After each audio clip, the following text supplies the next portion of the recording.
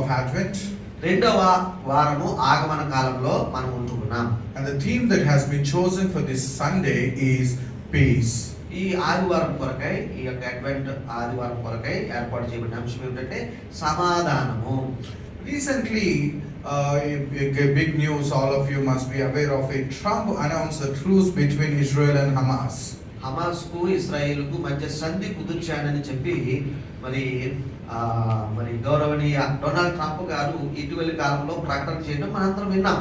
Entire world media was singing and speaking so loudly that he deserves a Nobel Peace Prize. మరి ప్రపంచమంతా కోడై కూసారు ఏమిటంటే ఇంత సమాధాన సంధి కుదిర్చాడు కదా, మరి ఇతనికి నోబెల్ శాంతి బహుమతి ఇవ్వాలి ఇవ్వాలి ఇవ్వాలి అని గట్టిగా వాళ్ళందరూ వాదించారు. At last peace has come to Middle East. మరి ఆ యొక్క మధ్య ప్రాచ్యంలో చివరికి సమాధానము కుదిర్చబడింది అన్నట్టుగా మరి మాట్లాడారు. And in his speech somewhere he was saying like you know we established peace here and eternal peace. These are the words he used. మరి అలాగే డొనాల్డ్ ట్రంప్ గారు కూడా ఆయన చక్కగా మాట్లాడతారు కాబట్టి ఆయన తన మాటల్లో ఇదిగో నిత్య శాంతి ఒప్పందం మేము చేసేసామన్నట్టుగా ఆయన కూడా ప్రసంగాలు చేసినారు. And the next day there were some exchange of fighting in that place. ఆ యొక్క మధ్య ప్రాచ్యంలో తర్వాత రోజునే మరి వాళ్ళు వీళ్ళు కాల్పులు జరుపుకోవడం జరిగింది. And not only that, recent past we also heard about a very famous person who claimed that he brought many news channels, they claim that a very well-known person stopped the war between Russia and Ukraine. రష్యాకు యుక్రెయిన్కు అనేక సంవత్సరాలుగా జరుగుతున్న యుద్ధాన్ని ఆపేశారో అనేటువంటి ఒక విషయాన్ని ఈ media వారు బహుగా ప్రచారం చేసిన సంగతి కూడా మనం విన్నాం. Later we all learned that this is a false news and this person did not even appear there.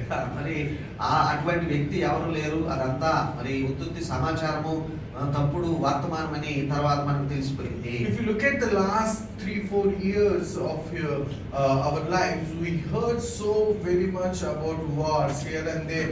In fact, our own nation also was involved in some sort of war.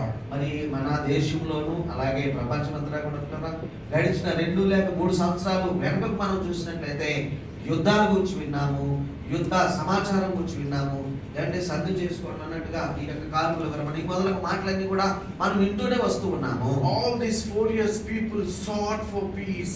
People were seeking for peace and crying out for peace. మరి ఈ యొక్క గడిచిన 4 సంవత్సరాలు చూస్తే సమాధానం కావాలి, శాంతి ఒప్పందాలు కావాలి, యుద్ధాలు ఆగిపోవాలి అని ప్రజలందరూ ఎంతో ఎక్కువగా కోరుకున్న వాతావరణం మనం ఎరుగుదుము. Not only these 4 years of time, మరి ఈ యొక్క గడిచిన 4 సంవత్సరాలు మాత్రమే కాదు, even if you look at our whole human history, ఈ యొక్క మానవ చరిత్ర అంతా కూడా మనం ఒకసారి వెనక్కి తిరిగి పరిశీలన చేస్తే this cry has been very deeply ringing in our hearts. మన యొక్క హృదయాలలో ఆ మాటకు వస్తే మానవ హృదయాలలో ఒక తీరని ఆవేదన ఉంది. ఏమిటంటే యుద్ధాలు ఆగిపోవాలి అనేటువంటిది. Let me ask you this question. What is the most common expectation from all the revolutions that have come up in this world? ఈ యొక్క లోకంలో ఈ ప్రపంచంలో జరిగిన విప్లవాలు ఉన్నాయి చూడండి, ఆ విప్లవాల యొక్క ముఖ్య ఒక ఉద్దేశము ఏమిటి అని నేను మిమ్మల్ని ప్రశ్నిస్తే what would you think? What would you think are the most common expectations? ప్రపంచ విప్లవాలలో వాళ్ళు ఏమి ఆశించారు అనేటువంటిది మరి ఒక ప్రశ్నగా నేను మిమ్మల్ని అడిగితే ఏం చెప్తారు మీరు? ఏం ఎక్స్పెక్ట్ చేసి ప్రపంచ విప్లవాలు జరిగాయండి? All these expectations can be concised into 2 words: peace and prosperity. మరి సౌభాగ్యము, సమాధానము అనే 2 మాటల్లో ఈ యొక్క విప్లవాల యొక్క మరి కోరికను మనం వ్యక్తపరచవచ్చు. All the governing structures and political ideologies were formed and formulated to achieve peace and prosperity to all people. మరి ప్రజలందరికీ సౌభాగ్యం కావాలి, ప్రజలందరూ సమాధానంగా ఉండాలి అని అది రాజకీయాలైనా, నాయకులైనా, ప్రపంచాలైనా, ప్రభుత్వాలైనా అందరూ కూడా ప్రయత్నం చేస్తూనే ఉన్నారు. And if you look at the history of Israel, the times of Jesus were the times when people were so desperately looking for peace. యేసు ప్రభువు ఈ లోకంలో ఉన్న కాలంలో ఇశ్రాయేలు రాజ్యం అంటే సమాధానం కొరకు మరి వారికి స్వంత రాజ్యం కొరకు లేక సమాధానం కొరకు అన్నట్టుగా వారు ఎంతగానో ఎదురు చూచిన కాలం అది. In those days, a voice was screaming from the wilderness. మరి అటు ఆ యొక్క కాలంలోనే మరి ప్రజలు అరణ్యంలో ఒక స్వరాన్ని వినగలిగారు. ఒక స్వరము అరణ్యంలో నుండి కూడా ఆ యొక్క ప్రకటించబడుతూ వచ్చింది. And this voice was crying out about the arrival of the kingdom of God. అది దేవుడి రాజ్యం సమీపిస్తుందో అనేటువంటి ఒక వర్తమానము అరణ్యంలో అది ప్రకటించబడుతూ వచ్చింది. And all the gospels, all the synoptic gospels mentioned about it. మరి ఈ యొక్క మరి సమరూపక మరి సువార్తలు ఉన్నాయి చూడండి, వాటన్నిటిలో ఈ యొక్క అరణ్యంలోని పిలుపుని గురించి ఈ సువార్తికులు అందరూ కూడా రాసినారు. That is John, who was the first person started preaching the kingdom of God is at hand. అది యోహానును గురించిన సంగతి, దైవరాజ్యం సమీపం అవుతుంది, సిద్ధపడండి అని ఈయన ప్రకటించుకుంటూ వచ్చిన వర్తమానం అది.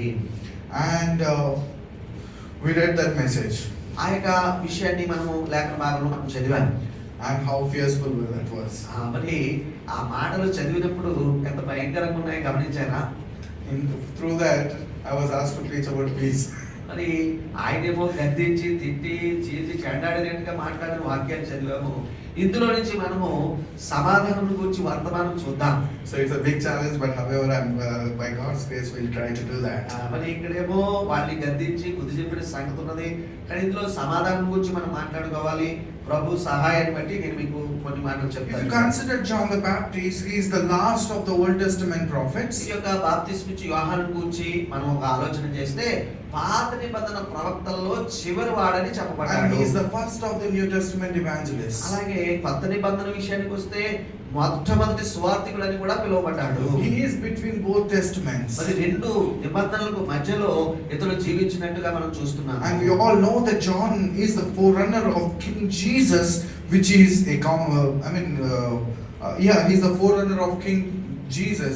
In the Eastern cultures, there is a practice whenever kings come, before they come, there will be an announcement saying the king is arriving and he is that forerunner. చూసారండి, ఈ యొక్క తూర్పు రాజ్యాల యొక్క సాంప్రదాయంలో మహారాజు వచ్చే ముందు, ఆ చక్రవర్తి వచ్చే ముందు మిగిలిన వారందరూ ప్రకటిస్తారు, పని వారందరూ ప్రకటిస్తారు, రాజుగారు వస్తున్నారు అన్నట్టుగా. యేసు అనే ఈ రాజు రాకడకు యోహాను గారు మార్గాన్ని సిద్ధపరచండి, యేసు ప్రభు వస్తున్నారు, దేవుని రాజ్యం వస్తుందని ప్రకటించిన వాడుగా ఉన్నాడు. And these forerunners announce about the arrival of the kingdom so that the people may be prepared well and receive the coming king. కాబట్టి ఈ యొక్క రాజ్యాల ఆచారం ఏమిటంటే చక్రవర్తి వస్తున్నప్పుడు ముందుగా మరి చెప్పడాన్ని బట్టి, ప్రకటించడాన్ని బట్టి ఈ ప్రజలు సిద్ధపడి చక్రవర్తిని స్వీకరిస్తారు, చేర్చుకుంటారు అనేటువంటి ఉద్దేశంతో వారు అలా ప్రకటిస్తారు. And as he was preparing the way for the coming King Jesus, యేసు ప్రభు అనే మహారాజు యొక్క రాకడ కొరకు రహదారిని సిద్ధపరుస్తున్న ఈయన he started preaching this message. ఆయన యొక్క మాటలు ఎలా ఉన్నాయో చూడండి. It's recorded in Matthew 3:1-2. In those days John the Baptist came preaching in the wilderness of Judea and saying, repent, for the kingdom of heaven is at hand. చూడండి, మత్తయి సువార్త 3:1-2 ఆ దినముల యందు బాప్తిస్మ ఇచ్చే యోహాను వచ్చి పరలోక రాజ్యం సమీపించి ఉన్నది, మారు మనసు పొందుడని యూదయ అరణ్యములో ప్రకటించుచున్నాడు. The moment we hear this word, we have so many thoughts about it. కాబట్టి ఈ యొక్క రెండు వచనాలు చదివిన వెంటనే మన మనసులో కొన్ని ఆలోచనలు ఇలాగ వచ్చి ఉండవచ్చు. What is this kingdom is all about? ఈ రాజ్యం అంటున్నాడు, ఏమిటండి ఇది? Many Christians think Jesus came to speak about the spiritual kingdom. మరి చాలా మంది ఈ రోజు కూడా ఏమనుకుంటారంటే యేసు ప్రభు ఒక ఆధ్యాత్మికమైన రాజ్యాన్ని స్థాపించడానికి వచ్చాడని అనుకుంటారు. Definitely there is an aspect of spiritual kingdom there. అయితే నిజానికి ఆధ్యాత్మికమైన రాజ్యం అనే ఆ యొక్క ఉద్దేశం ఉన్నదండి. But what is the expectation of the people on how did the audience of John and Jesus understood when they spoke about the kingdom of God? అయితే యోహాను కాలంలో గాని యేసు ప్రభు కాలంలో గాని వారు పరలోక రాజ్యం అని చెప్పినప్పుడు వారి మనసుల్లో ఏముందని అనుకోవచ్చంటే, A lot of people think it is about the spiritual kingdom. చాలా మంది ఈ రోజు కూడా అనుకుంటారు అది ఆధ్యాత్మికమైనదే అన్నట్టుగా అనుకుంటూ ఉంటారు. But when John announced the arrival of the kingdom of God, and this kingdom is more than a spiritual awakening or a reformation, which was already started by some sort of Essenes. మరి ఎస్సెనీయులు అనేటువంటి వారు ఉండేవారండి. వాళ్ళు కూడా రాజ్య విప్లవాలు ఇవన్నీ కూడా చేశారు. అయితే ఈ యొక్క యోహాను ప్రకటించినప్పుడు వాళ్ళు అనుకున్నారు ఇది ఏ రకంగా ఉండబోతుంది భౌతికంగా అన్నట్టుగా వారు ఎదురు చూసిన విషయాన్ని మనం గమనించవచ్చు. ఆ యొక్క ఉజ్జీవాన్ని వారు కలిగి ఉన్నారు. So if it is a spiritual awakening or practices, there is a group which has already done that. చూడండి, ఆధ్యాత్మికమైన మరి వ్యవహారం లేదంటే ఆధ్యాత్మికమైన రాజ్యము అని అనుకుంటే దానికి యోహాను కాలంలోనే ఎస్సేనీయులు అనేవారు అలాగే ప్రకటించుకుంటూ వచ్చారు. This group focus on monastic communities. మరి ఈ యొక్క ఎస్సేనీయుల యొక్క ప్రత్యేకత ఏమిటంటే మరి ఆ యొక్క త్యాగులుగా మరి సాధువులుగా ఉండిపోవడం అండి, మఠాల్లో ఉండిపోవడం. Emphasize on religious and moral purity. మరి ఆ మతపరమైన నీతి మరి నీతి విషయాలలో శుద్ధతను కోరేవారు. And they have everything in common. మరి మఠ సన్యాసులు అంటారు చూడండి, అట్లా అందరూ ఒక చోట ఉండి సాధారణ జీవనము సహజీవనం చేస్తూ వాళ్ళు ఎదురు చూస్తూ ఉండే ఆ గొప్పవారు. Because some people thought kingdom of God would come in this manner, but many Christians today also think in those manner. That's why I'm saying that is not the kingdom John was preaching. కాబట్టి ఆ రోజుల్లోనే అట్లా ఎదురు చూసిన ఎస్సేనీయులు ఉన్నారు. మరి ఈ రోజు కూడా అలాగే అనుకుంటున్నారు. అయితే ఈ యొక్క యోహాను గారు ప్రకటించిన పరలోక రాజ్యము అటువంటిది కాదు. And kingdom of God is more than studying and obeying the law, which Pharisees have already started. మరి అలాగే ధర్మశాస్త్రమును పాటించి దాన్ని అవలంబించడం కూడా కాదు. ఎందుకంటే అప్పటికే పరిసయ్యులు అనేవారు ఆ పనిని చేస్తూ ఉన్నారు. కాబట్టి కొత్తగా వస్తుందంటే అప్పటికే పరిసయ్యులు చేస్తున్న పని అయితే కాదు. Many Christians do think in those lines. మరి క్రైస్తవులు కూడా ఇలా అనుకుంటున్నారు కదా ఈ రోజుకిను. But the kingdom of God, John and Jesus announced, is more than that. మరి యేసు ప్రభువారు ఆ మాటకు వస్తే యోహాను గారు ప్రకటించిన దేవుడి రాజ్యం అనే సంగతి ఈ విషయాల కంటే మించినదై ఉన్నది. Which tells that it is more than religious and moral and theological reformation. మరి నీతిపరమైన అలాగే ఆ యొక్క సూత్రప్రాయమైన రిలీజియస్ అండ్ థియలాజికల్ అలాగే వేదాంతపరమైన విషయాలన్నిటినీ మించినదిగా అది ఉంటూ ఉన్నది. And this kingdom of God is more than establishing governance provided by the religious leaders. We call the Christian government. Christian leaders should be in the politics and they should establish the government and rule. And such sort of kingdom, many times we think about, when we thought about kingdom of God, those are the thoughts comes into our mind. But similar thing has already been established by the Sadducees of Jesus. అయితే సద్దుకయ్యులు అనేటువంటి వారు యేసు ప్రభు కాలంలో వారు ప్రభుత్వాధికారులుగా పరిపాలించేవారుగా ఉన్నారు. ఈ రోజు కూడా కొంతమంది క్రైస్తవులు అంటున్నారు కదా, మనము చట్టసభలో ఉండాలి, రాజ్యాధికారం కలిగి ఉండాలి, ఇట్లా అనుకుంటున్నారు. ఇది కూడా వీటిని మించినదై ఉన్నది మరి యోహాను ప్రకటించేది. And the kingdom of God is it's not even a revolution that raises army to fight against the oppressing Romans. మరి అలాగే వారిని పరిపాలిస్తున్నటువంటి రోమీయుల మీద తిరుగుబాటు చేయడానికి ఒక విప్లవాన్ని కలిగించే ఉద్దేశం కూడా ఆ విషయం కూడా కాదు ఈ రాజ్యం అంటేను. Because already there is a group called Zealots, they are already there who have started it. చూడండి, ఆ కాలంలోనే జలోతీయులు అనేటువంటి వారు ఆ పనిని చేస్తున్నారు. ప్రభుత్వానికి వ్యతిరేకంగా వాళ్ళు ఉద్యమాలు, తిరుగుబాట్లు, విప్లవాలు చేస్తున్న గుంపు అప్పట్లోనే ఉండింది. This kingdom of God is not even about making peace with the people in power, making alliance so that relative peace can be there, which has been already established by King Herod. మరి హేరోదు లేక పరిపాలకులతో చక్రవర్తితో మమేకమై మరి చేతిలో చేయి వేసి మరి సహనంగా నడుస్తూ స్నేహంగా ఉంటూ పరిపాలన చేసుకునే విధానంలో కూడా ఈ రాజ్యము మాట్లాడటం లేదు. హేరోదు అలాగే చేస్తున్నారు ఆ సమయంలో. And in those times John came and said, repent, for the kingdom of God is at hand.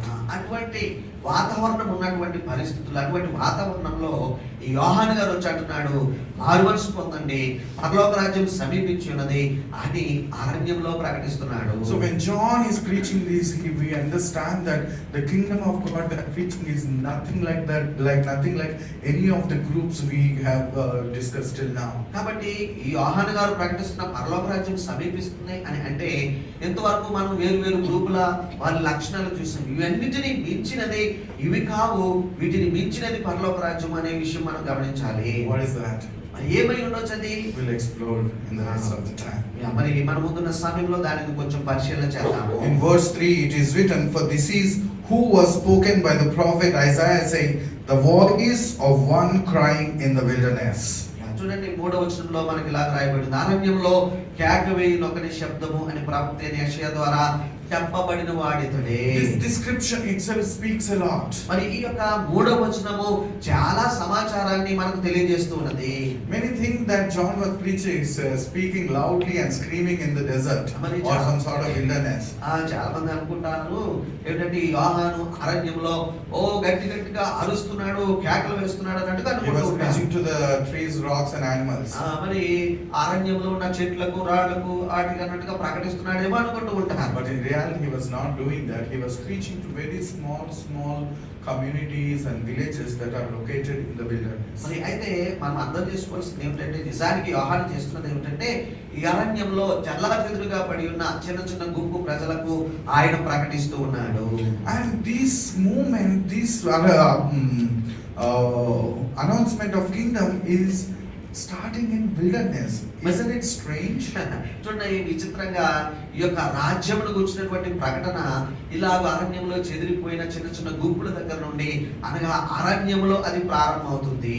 It is not starting in Jerusalem. యెరూషలేము మహాపట్టణంలో అది ప్రారంభించబడలేదు. Any revolution you take, మరి ఏ విప్లవాన్నైనా మీరు గమనించండి, any political and military dominance you talk about, they all do take place in the capital cities. But here comes the announcement of the kingdom. It is happening in the wilderness. ఈ లోక సంబంధంగా మనం చూస్తే రాజకీయపరమైనవి కానీ మరొకటి కానీ విప్లవాలు ఆ రాజ్య కేంద్రాలలో రాజధానుల్లో సంభవిస్తూ ఉంటాయి. అయితే విచిత్రంగా ఇక్కడ పరలోక రాజ్య ప్రకటన ఈ యొక్క విప్లవం అనేది అరణ్యంలో ప్రారంభమవుతున్నది. So it's not starting in Jerusalem or Rome, which tells us the kingdom of God is not based on politics of the capital cities. కాబట్టి రోమ్లో కానీ యెరూషలేములో కానీ ఇది ప్రారంభం అవ్వలేదు. దాని అర్థం ఏమిటంటే దేవుడి రాజ్యము ఈ లోక సంబంధమైన రాజ్యాలతోనూ వాటి చక్రవర్తులతోనూ సంబంధించినది కాదు అని చెప్పడమే దాని ఉద్దేశం. And another interesting thing is Matthew doesn't mention it. In Luke we learn that John is the son of Zechariah. అయితే మత్తయి సువార్తలో మనము వివరంగా చూడం, కానీ యోహాను గారు లూకా మరి సువార్తికుడు యోహాను గారి గురించి రాస్తూ ఈయన జకర్యా కుమారుడు అని రాసుకుంటూ వచ్చాడు. Zechariah is a priest.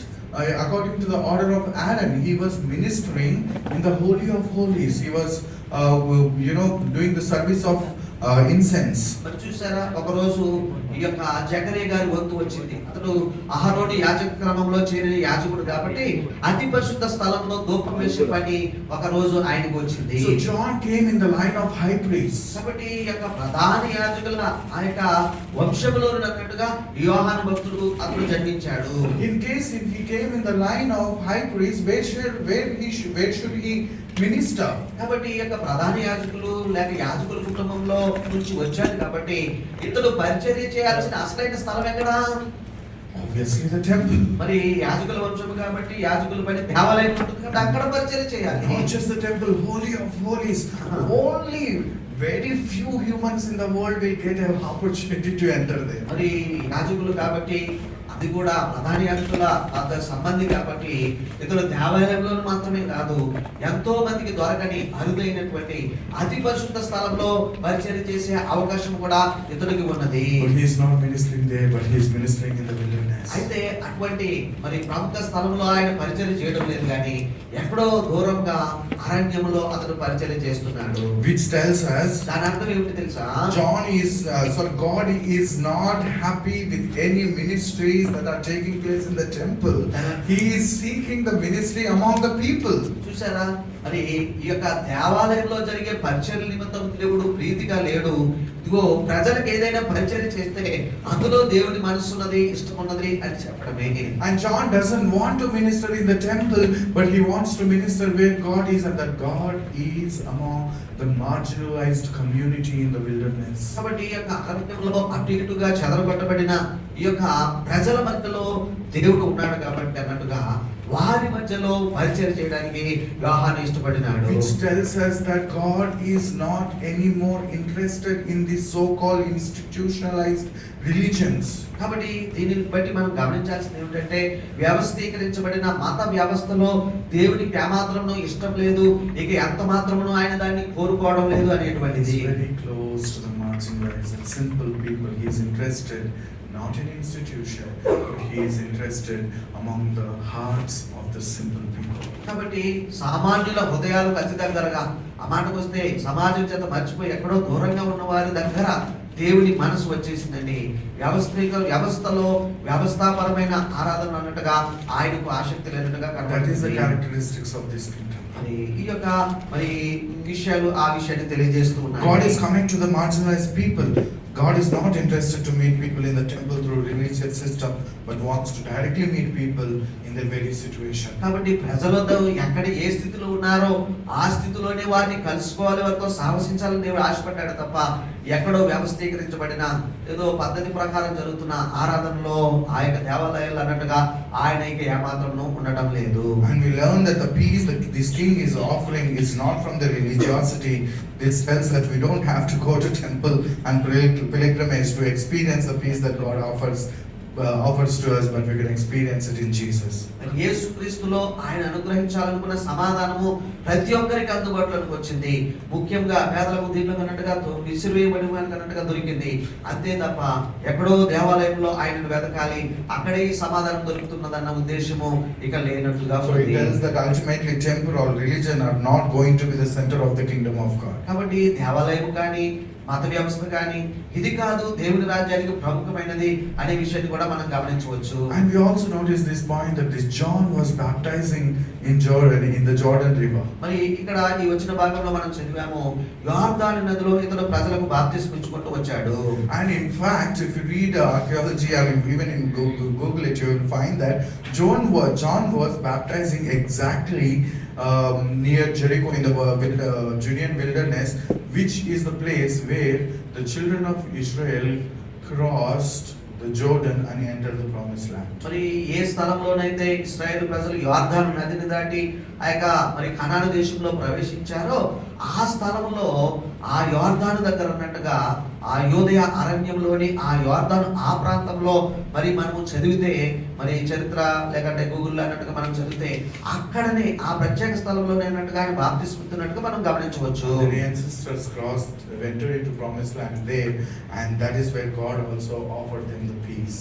మరి ఎక్కడైతే వారి పితరులు ఆ యొక్క అరణ్య యాత్ర నుండి యోర్దాను నాటి ఆ యొక్క వాగ్దాన దేశంలోనికి ప్రవేశించారో ఆ స్థలంలోనే బాప్తిస్మం ఇచ్చుచు ఈయన దేవుడిచ్చు సమాధానాన్ని ప్రకటిస్తున్నాడు. So his ministry is proclaiming and shouting very loudly, and the message he is preaching is the message about Israel's freedom and peace and prosperity after 500 years of exile.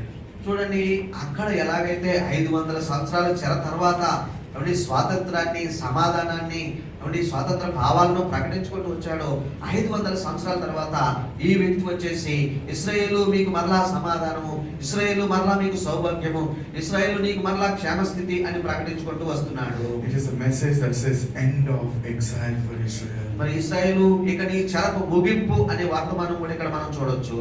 So the message of the John the Baptist is about the exile as the king, peace and prosperity as the king is coming. మరి ఈ యొక్క రాజు వస్తున్నాడు, ఇశ్రాయేలు నీకు మరలా క్షేమస్థితి, ఇశ్రాయేలు నీకు మరలా సౌభాగ్యము అనేటువంటి వర్తమానంతో యోహాను యొక్క వర్తమానం వస్తుంది. And similarly this message is about end of humanity's exile as the king of the universe is arriving. ఇశ్రాయేలు ప్రజల్లో భౌతిక చెరయితులరా మానవాళిని పట్టిన ప్రతి రకమైన చెరకు ముగింపుగా పరలోక రాజు వస్తున్నాడనే వర్తమానం కూడా ఇందులో మనం గమనించవచ్చు. So this place Jordan symbolizes the transition from slavery to freedom, chaos into order. మరి గందరగోళం నుండి మరి క్రమపరచబడిన వ్యవస్థకు, మరి అరణ్య యాత్ర నుండి ఒక వాగ్దాన దేశానికి ఎలాగైతే యోర్దాను ఆ యొక్క సూచనగా ఉన్నదో ఆ ప్రాంతంలో ఈయన ఈ మార్పును ప్రకటిస్తున్నాడు. And what is the condition to be baptized there? మరి ఇక్కడ యోహాను చేత బాప్తిస్మం పొందడానికి షరతులు ఏమిటంటే ఇక్కడ repentance. మరి పాపములు ఒప్పుకోవాలి. So which tells us repentance is a crossing over into divine peace where Israel is reconciled with God's will. మరి ఇశ్రాయేలు ప్రజలు గాని ఆ మాటకు వస్తే మారు మనసు పొందినప్పుడు ఏ వ్యక్తి అయినా దేవునితో సమాధాన పడాలంటే వారు మారు మనసు పొందాల్సిన అవసరం ఉన్నది.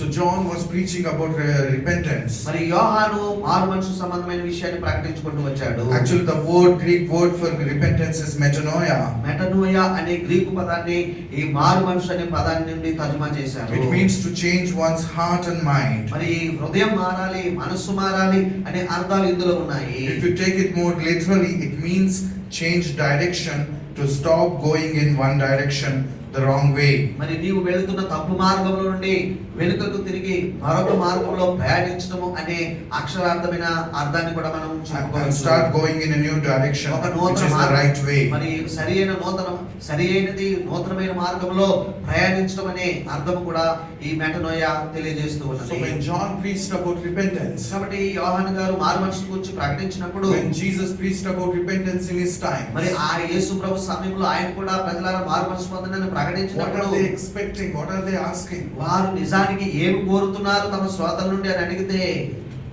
both preachers are asking people to take their attention away from these groups of people who promise to provide peace, but look unto the coming King Jesus, who alone is able to give them peace. మరి వారికి సమాధానాన్ని కలగజేస్తాం, సమాధానం ఇస్తామని అనేక గ్రూపులు వారు ప్రకటిస్తున్న దాని నుండి వారి దృష్టిని మరల్చి నిజముగా శాంతి సమాధానాలు ఇచ్చే రాబోయే రాజు వైపు వారు తిరగాలని ఈ వర్తమానము మారుమనసు అనే అర్థంలో వారు చెప్పిన సమయంలో అర్థమవుతూ ఉన్నది. It is not just about spiritual awakening. మరి మారుమనసు అంటే ఆధ్యాత్మికంగా ఉద్రేకపడడం అని కూడా కాదు.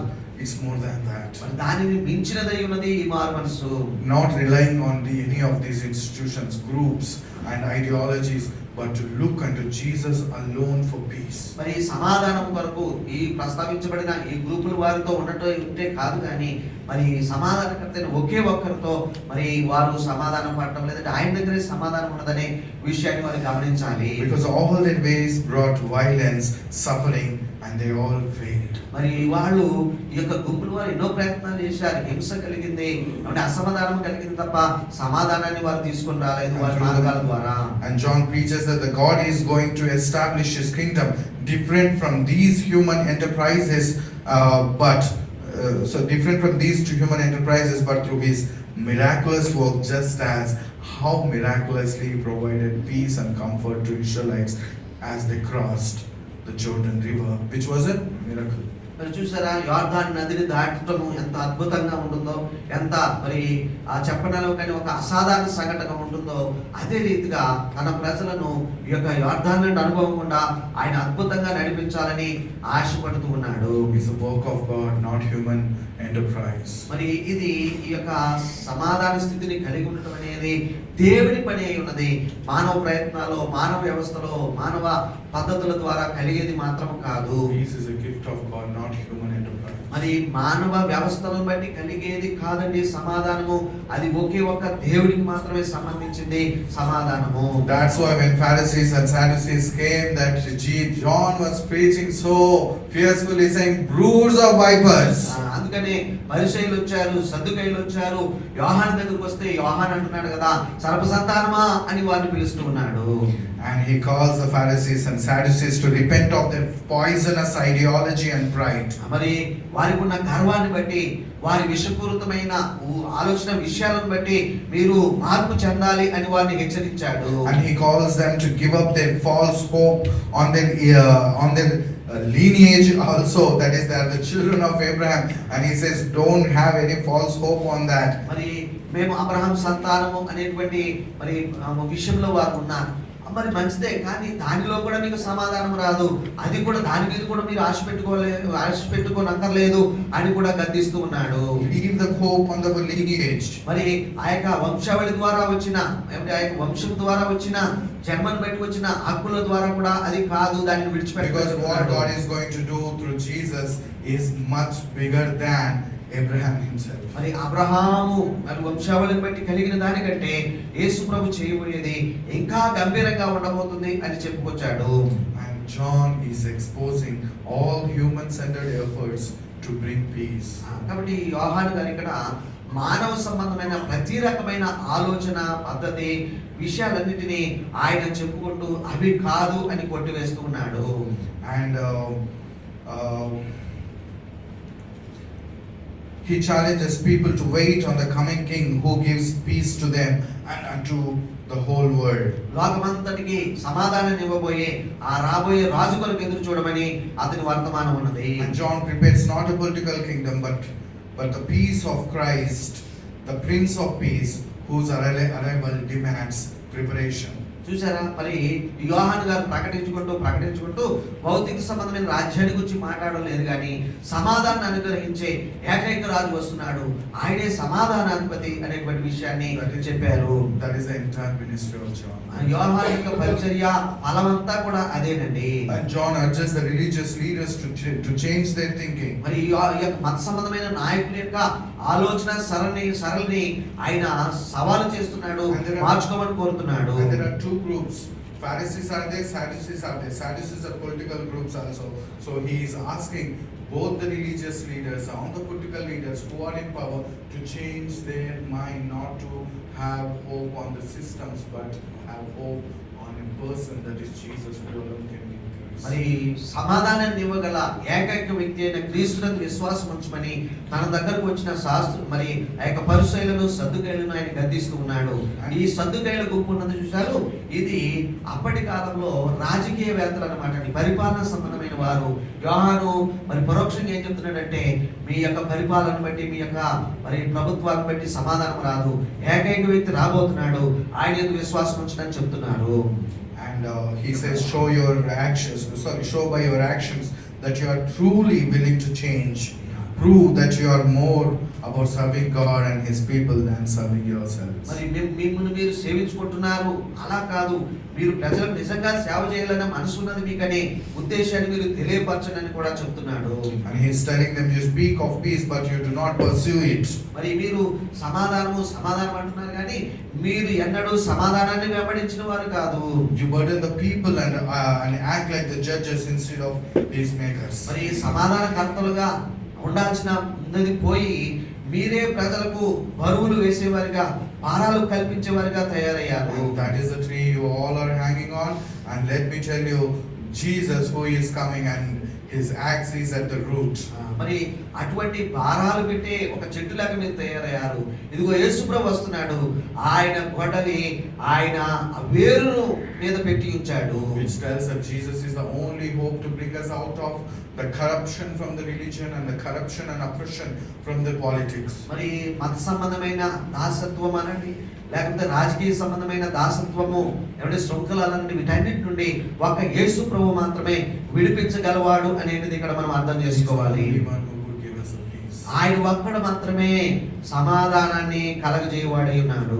Having said that, మరి ఈ మాటలన్నీ చెప్పిన where is he directing us? మరి ఎక్కడికి ఆయన మనల్ని మార్గం చూపిస్తున్నాడు? He is directing us towards the presence of Christ. మరి క్రీస్తు సముఖానికి లేక క్రీస్తు సన్నిధానమునకు యోహాను మనల్ని నడిపిస్తూ ఉన్నాడు. According to Jesus, the presence of Jesus, according to John, the presence of Jesus itself is the peace. మరి యోహాను భక్తుని మాటలను బట్టి చూస్తేనండి, యేసు ప్రభు ఎక్కడుంటే అదే సమాధానం అన్నట్టుగా మాట్లాడుతున్నాడు. యేసు ప్రభువే సమాధానము అని మాట్లాడుతున్నాడు. He doesn't point people to himself, but he points them towards Christ, who is the source of all peace. మరి సమాధానానికి మూలము, సమాధానకర్త అయినటువంటి క్రీస్తు వైపే ప్రజలను చూపిస్తున్నాడు తప్ప తన వైపు మరి ప్రజలను మరి చూడమని చెప్పలేదు. And John does not preach peace as absence of violence. మరి అలాగే యోహాను యొక్క వర్తమానంలో సమాధానం అంటే గొడవలు లేని నిశ్చల స్థితి అని కూడా ఆయన మాట్లాడడం లేదు. And John announces the kingdom and peace not as an idea but as person, that is Jesus. The kingdom of God is at hand. When he said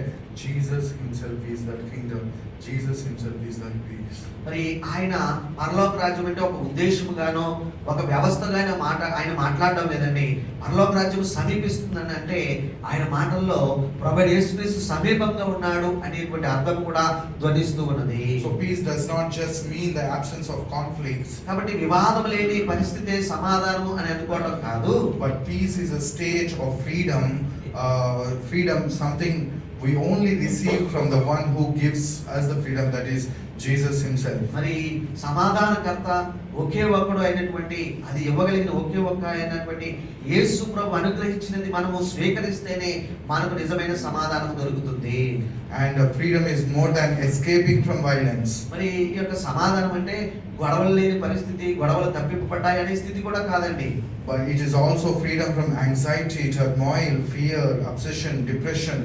చూసారా, నిరాశ, ఆతృత, గందరగోళము నుండి విచారాలు వీటన్నిటి నుండి విముక్తి లేక విడుదలై సమాధానం అని కూడా అనిపించుకుంటుంది. And Jesus alone can give us this peace. ఈ యొక్క సమాధానము, ఇట్టి నిజమైన సమాధానము ఒక్క యేసు ప్రభు మాత్రమే మనకిస్తారు. According to John, in single statement, if we have to define what peace is, మరి కాబట్టి ఈ యోహాను ఇన్ని మాటలను బట్టి ఒక్క మాటలో సమాధానం అంటే ఏమిటి అని మనం చెప్పుకోదలుచుకుంటే, from the ministry he did in Matthew 2, according to Matthew 3:1-12. మరి మనం చదివినటువంటి మత్తయి సువార్త 3వ అధ్యాయము 1 నుండి 12 వచనాల ప్రకారం ఒక్క మాటలో మరి ఈ విషయాన్ని చెప్పాలంటే, peace is the natural state of a heart that has encountered Christ and being purified by his fire. మరి క్రీస్తును సంధించి స్వీకరించి ఆయన ద్వారా స్వచ్ఛపరచబడిన హృదయాలలో ఉండేదే నిజమైన సమాధానము అనేటువంటిది. The Greek word for peace is Irene.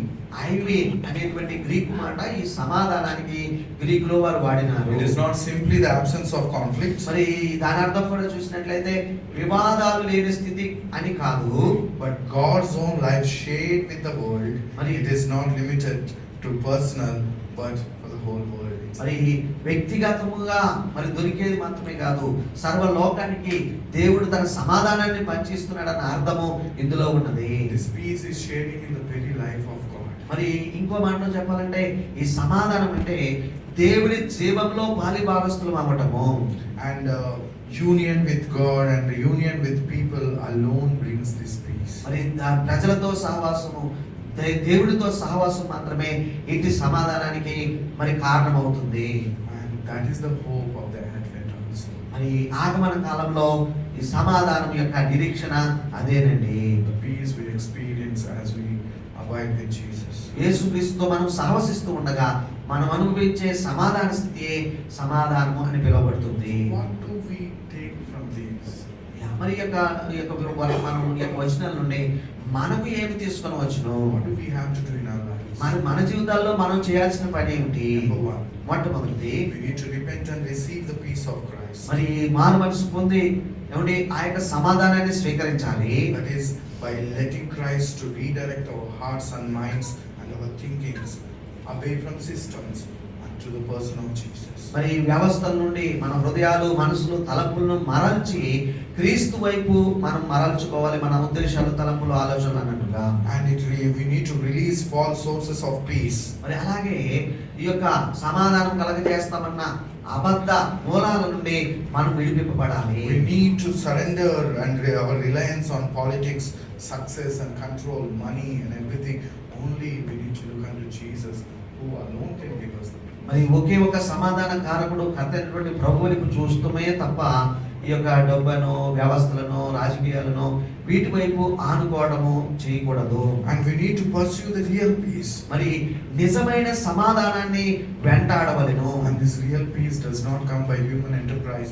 It can come only as we seek reconciliation and lift our burdens unto the Lord Jesus. మరి ప్రభుతో సమాధానపడి మన భారాలు ప్రభు వైపు ఎత్తడం ద్వారానే ఈ సమాధానం వస్తుంది తప్ప మానవ సంబంధమైన ఏ వ్యవస్థ కూడా ఇట్టి నిజమైన సమాధానాన్ని మనకు కలగజేయలేదు. We need to welcome the King's presence.